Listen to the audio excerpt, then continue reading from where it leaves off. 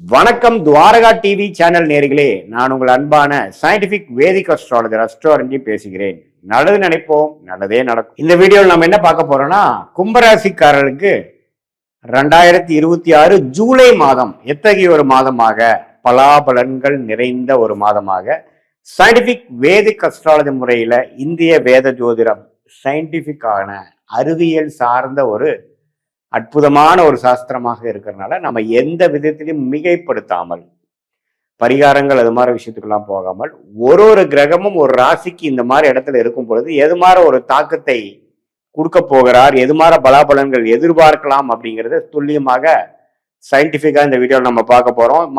கும்பராசிக்காரர்களுக்கு 2026 ஜூலை மாதம் எப்படி இருக்குன்னு பார்க்கும் பொழுது, ராசி அதிபதியாகிய சனியே பாருங்க குருவின் பார்வை பெற்று விட்டார். என்னதான் குருவின் பார்வை பெற்றாலும் ராசிக்குள்ள ராகுவும் 7ஆம் இடத்துல கேதுவும் இருந்து அவர் குருவின் பார்வையிலிருந்து விலகிட்டார். அதனால என்ன ஆகுதுன்னா, கடந்த ஜூன் மாதத்திலிருந்தே கொஞ்சம் மன குழப்பங்கள் அதிகமாகுது, மைண்ட் வாபிள் ஆகுது. கொலீக்ஸ், கஸ்டமர்ஸ், கிளைண்ட்ஸ், மனைவியா இருந்தா கணவர், கணவனா இருந்தா மனைவி, நண்பர்கள், இது மாதிரி விஷயத்துல சில குழப்பங்கள், மன கருத்து வேறுபாடுகள், மன உளைச்சல்கள்லாம் வரக்கூடிய அமைப்புகள் சில விஷயங்கள் இருக்கு. ஏன்னா ராகு கேதுகள் குருவின் பார்வையிலிருந்து விலகிவிட்டார்கள்.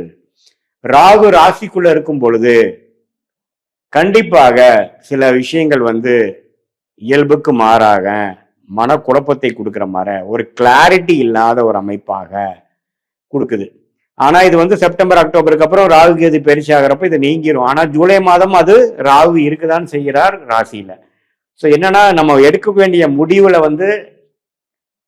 கிளாரிட்டி இல்லாம போறதுக்கு வாய்ப்பு இருக்கு. ஸோ இந்த மாதிரி மாதத்துல நம்ம அதிகமான அவசரப்பட்டு முடிவெடுக்கிறது, ஒருத்தங்களை பத்தி ஜட்ஜ் பண்றது, வாய்க்கு வந்த மாதிரி பேசுறது, கண்ட்ரோலே இல்லாம செயல்படுது, அதெல்லாம் இல்லாமல் ஓரளவுக்கு நம்ம கண்ட்ரோல்டா இருக்கும்போது கண்டிப்பாக இந்த மாதத்துல ஒரு பெரிய சேதாரம் பிரச்சனை இல்லாம வந்துடலாம். ஆனா நீங்க ஃப்ரீ ஃப்ளோயிங்கா என்ன நினைக்கிறோமோ அதுதான் நடக்க போகுதுங்கிற மாதிரி நம்ம கான்ஃபிடென்ட்டா கால்குலேஷன் மிஸ் ஆகிற மாதிரி நீங்க நடந்துக்கிட்டீங்கன்னா கண்டிப்பாக சில பிரச்சனைகள் வரக்கூடிய அமைப்புகள் இருக்கு. செவ்வாய் 4ஆம் இடத்துல இருக்கிறார், குரு 6ஆம் இடத்துல இருக்கிறார். குரு 6ல இருந்து 12ஐ பார்க்கிறார். ஸோ அப்படிங்கிறப்ப 6ஆம் இடம் உச்சம் பெறும் பொழுது என்ன ஆகும்? கடன், நோய், வம்பு வழக்குகள் அதிகமாகலாம். வெளிநாடு விஷயங்கள் மட்டும் நல்ல பாசிட்டிவான அமைப்புகள் உண்டு. இம்போர்ட் எக்ஸ்போர்ட் ரிலேட்டடா இருக்கிறவங்க, கொஞ்சம் சொல்லி கொடுக்கும் வேலையில இருக்கிறவங்க, பேங்கிங் செக்டார்ல இருக்கிறவங்க, அதே மாதிரி கொஞ்சம் வெளி தொடர்பு, வெளிநாடு போய் படிக்கணும், போகணும், வெளி மாநிலம் போகணும், கடன் வாங்கி சில தொழில் பண்ணணும், ஷேர் மார்க்கெட்டு, அது மாதிரி விஷயத்துல இருக்கிறவங்களுக்குலாம் ஒரு முன்னேற்றம் கொடுக்குது. ஆனா மற்றவங்களுக்கு எல்லாமே சில கடன் உபாதைகள், வம்பு வழக்குகளை கொடுக்கக்கூடிய அமைப்புகளும் இருக்குதுங்கிறது நம்ம தெரிஞ்சுக்கணும். அதே சமயத்துல புதன் 5ஆம் இடத்துல ஆட்சி பலத்தோடு இருக்கிறது நல்ல விஷயம். மாணவர்களுக்கெல்லாம் நல்ல ஒரு பாசிட்டிவான விஷயம். படித்து காம்படிட்டிவ் எக்ஸாம்ஸ் கிளியர் பண்றது, ஃபைனல் எக்ஸாம்ஸ் நல்லா எழுதுறது, எல்லாமே அருமையான ஒரு அமைப்பு கொடுக்கக்கூடிய அமைப்பு இருக்கு. இதுல பாருங்க, 7ஆம் வீட்டு அதிபதி சூரியனை 6ல போய் குருவோட சேர்ந்துட்டார். ஸோ அதனால மனைவியா இருந்தா கணவன், கணவனா இருந்தா மனைவிக்கு நல்ல ஒரு பெனிஃபிட்ஸ் இருக்கு. அவங்களுக்கு சில விஷயங்கள் ஸ்டார்ட் ஆகி சில இதெல்லாம் பெனிஃபிட்ஸ் வரும். சுக்கிரன் 7ஆம் இடத்துல இருக்கிறது நல்ல குடும்பத்துக்கு ஒரு நல்ல விஷயம்தான். கேதுவோட சேர்றார், காதல் வயப்படுவது, எதிர்பாலினத்தின் மேல கலப்பு திருமணம் நடக்கிறது, எதிர்பாலினத்தின் மேல ஒரு ஈடுபாடு வருவது, அதெல்லாம் வரக்கூடிய அமைப்புகள் உண்டு. மனசை கட்டுப்படுத்தக்கூடிய அமைப்பு தேவைப்படுது. ஏன்னா சுக்கிரன் ராகு அதுகளோட சம்மந்தப்படுறார், செவ்வாயின் பார்வை பெறுகிறார். அப்படிங்கிறப்போ உணர்ச்சி வசப்பட்டு பெண்கள் கொஞ்சம் கேர்ஃபுல்லா இருக்கணும். நம்ம எந்த மாதிரி ஒரு நபரோட பழகிட்டு இருக்கோங்கிறது தெரியணும். நம்ம கவனமாக இருக்கக்கூடிய தருணம் தேவைப்படுது. இல்லை என்றால் இழக்கக்கூடாத விஷயத்தை இழக்கக்கூடிய அமைப்புகள், தவறாக போகுது, நம்ம போட்ட ஜட்ஜ்மெண்ட் தவறா போகக்கூடிய அமைப்புகள்லாம் உண்டு.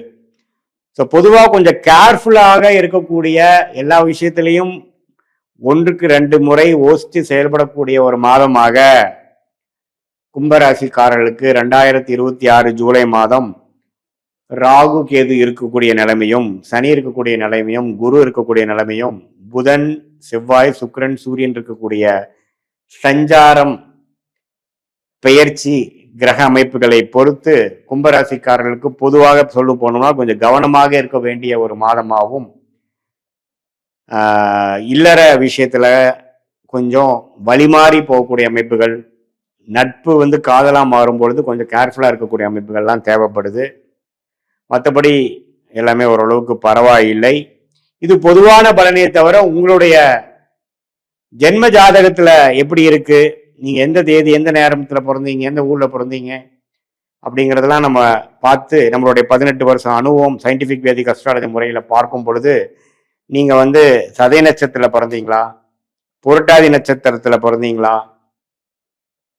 அல்லது அவிட்ட நட்சத்திரத்துல பிறந்தீங்களாம் கருத்தில் கொண்டு அடுத்து வரக்கூடிய தசாபுக்திகள் எப்படி இருக்கு, எந்த நேரத்துல எது நடக்கும், எப்போ வெற்றி அடைவோம், எப்போ பொறுமையா இருக்க வேண்டிய தருணங்கள் இருக்கு, வேலை மாற்றங்கள் எப்போ, தொழில் முன்னேற்றங்கள் எப்போ, கடன் அடைவது எப்போ, கல்யாணம் எப்போ, குழந்தை பேரு எப்போ, உடல் கோளாறுகள் இருந்து வீடுகட்டு ஹெல்தியான லைஃப் ஸ்டைலுக்கு எப்போ வருவோம், வெளிநாடா உள்நாடா, கார்பரேட் லைஃபா, பிரைவேட் செக்டாரா அல்லது கவர்மெண்ட் செக்டாரா, எது நமக்கு உகந்ததாக இருக்கிறது, எந்த துறை நமக்கு நல்லா இருக்கு, மீடியா துறையா, கம்ப்யூட்டர் துறையா, ஐடியா, சாஃப்ட்வேரா, அக்கௌண்ட்ஸா, அல்லது டிராவலிங், ஹோட்டல், இப்போ நிறைய துறைகள் இருக்கு இல்லைங்களா, அதுல எந்த கிரகம் நமக்கு வலுத்திருக்கு, எது மாதிரி காம்பினேஷன்ல எது மாதிரி துறை நமக்கு காட்டுது அப்படிங்கிறதெல்லாம் ஓரளவுக்கு நல்லா நம்ம யோசிச்சு பார்க்கும் பொழுது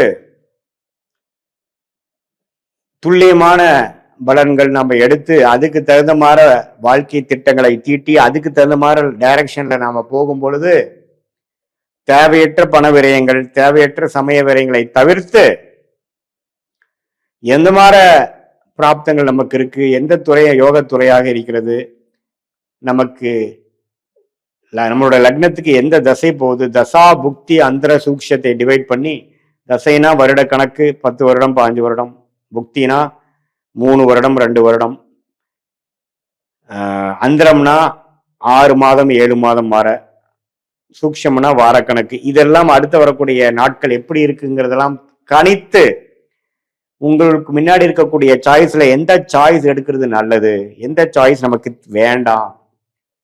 ஏன்னா நம்ம 1000 வருஷம் வாழ போறது இல்லை, ஒரு 70-80 வருஷம் வாழும் பொழுது நம்மளுடைய வேலை தொழிலுக்காக ஒரு 30-35 வருஷம் பிரைம் டைமா நம்ம ஸ்பெண்ட் பண்ணும் பொழுது ஒரு தவறுகளுக்கும் நம்ம விலையை கொடுக்கக்கூடிய, காலத்தை கொடுக்கக்கூடிய, பணத்தை விரயம் பண்ணக்கூடிய அமைப்பு இருக்கிறதுனால இப்ப இருக்கிற காம்படிட்டிவான வேர்ல்டு பினான்சியல் வர்த்தக உலகத்துல ஒரு முடிவும் கரெக்டா எடுக்க வேண்டிய ஒரு தருணத்துல நம்ம வாழும் போது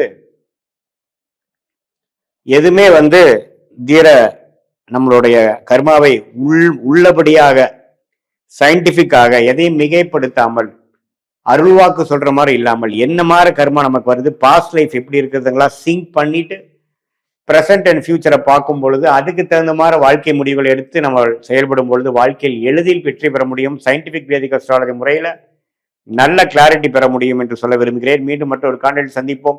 நன்றி, வணக்கம்.